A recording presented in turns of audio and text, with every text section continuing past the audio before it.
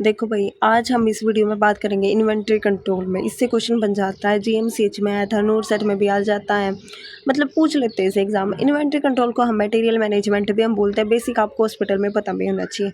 सबसे पहले ABC analysis होता है, जिसमें 3 तरह के आइटम होते हैं, ए आइटम, बी आइटम, सी आइटम। ठीक है, ये किसके ऊपर बेस्ड होता है? ये 2 चीज़ों के ऊपर बेस्ड होता है। एक होता है कॉस्ट फैक्टर और एक होता है annual consumption value. Annual consumption value का मतलब होता है कोई भी आइटम साल भर में उसका कंजप्शन कितना हुआ है। एनुअल मतलब साल में कितना वो लगा है। ए आइटम क्या होता है? एक्सपेंसिव होते हैं, कम एक्सपेंसिव होते हैं, कम ही अमाउंट में होते हैं, और उनको कौन देखता है? जो टॉप लेवल के मैनेजर होते हैं वो देखते हैं। फॉर एग्जाम्पल वेंटिलेटर या डिफिब्रिलेटर। ठीक है, बहुत ज़्यादा कॉस्टली आइटम ए में आ जाते हैं। फिर आता है बी आइटम। बी आइटम क्या होते हैं? जो मीडियम होते हैं नंबर में और मॉडरेट वैल्यू के होते हैं, ये इंपॉर्टेंट होते हैं। ठीक है, 30 से 40% टोटल इन्वेंट्री कहा जाते हैं ये, और इनको मिडिल लेवल के जो मैनेजर होते हैं वो कंट्रोल करते हैं। ठीक है, इसका एग्जांपल आ जाता है जैसे कि ग्लूकोमीटर, पल्स ऑक्सीमीटर। ठीक है, सी आइटम में क्या होते हैं? जो हमें ज़्यादा नंबर में चाहिए, जैसे सिरिंज होती हैं, निडल होती हैं, बैंडेज होती है, मतलब छोटे छोटे वो चीज़ जो हमें हॉस्पिटल में बार बार चाहिए होती है, लेकिन उनकी क्या होती है? इन्वेंट्री कम होती है, कम पैसे की आती है। 50% टोटल इन्वेंट्री को क्या करती हैं? ये कवर करती हैं। कॉस्ट क्या होती है? कम होती है।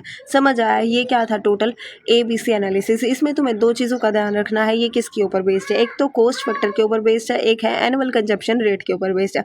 ये मैं तुम्हें मिशन परिचारिका बुक से करवा रही हूँ, और मतलब आप पढ़ लेना।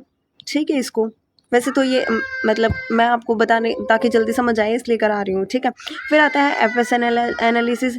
जो एफएसएन एनालिसिस होता है उसमें फास्ट मूविंग आइटम, एस मतलब स्लो मूविंग, एन मतलब नॉन मूविंग। ठीक है, ये बेस्ड होता है कितना कंजप्शन हुआ है किसी भी आइटम का, कितना यूटिलाइजेशन हुआ है। फास्ट मूविंग जो बहुत जल्दी यूज हो जाते हैं। ठीक है,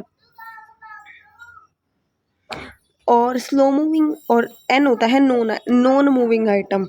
मतलब होता है इनको हमें पीरियोडिकली हमें रिव्यू करना है ताकि हमें इनकी एक्सपायरी का पता लग सके। ठीक है, मेन इसमें जो इंपॉर्टेंट क्वेश्चन बनते हैं वो मेनली एबीसी एनालिसिस के ऊपर ही बनते हैं।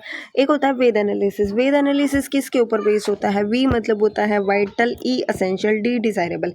वाइटल का मतलब होता है ये चीज़ें बहुत ज़्यादा ज़रूरी हैं, अगर इनकी शॉर्टेज हुई तो हम टॉलरेट नहीं करेंगे। फॉर एग्जाम्पल जैसे सिरिंज अगर हॉस्पिटल में ही नहीं हुई तो बार बार हमें मेडिकेशन है उनकी ज़रूरत है, जो बेसिक नीड्स हैं। ठीक है, ये मतलब होता है असेंशियल है, मतलब हमें चाहिए, लेकिन अगर उनकी शॉर्टेज भी होती है तो हम थोड़े टाइम के लिए हम क्या कर सकते हैं? टॉलरेट हम कर सकते हैं।